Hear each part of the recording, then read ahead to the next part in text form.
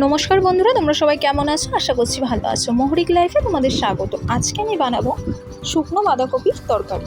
শুকনো বাঁধাকপি শুনে একটু অবাক লাগছে, তাই না?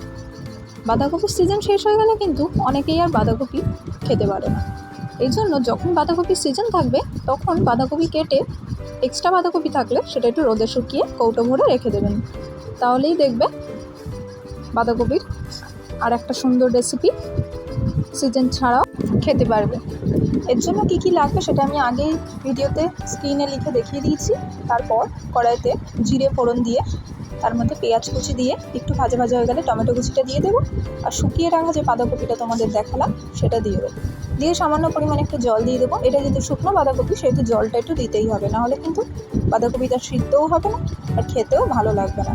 তারপর পরিমাণ মতো হলুদ, নুন, চিনি, জিরের গুঁড়ো যেগুলো তোমরা দাও সেগুলো দেবে। দিয়ে এর মধ্যে আগে দিয়ে যে আলুটা ভেজে রেখেছিলাম সেটা দিয়ে দিয়েছিলাম।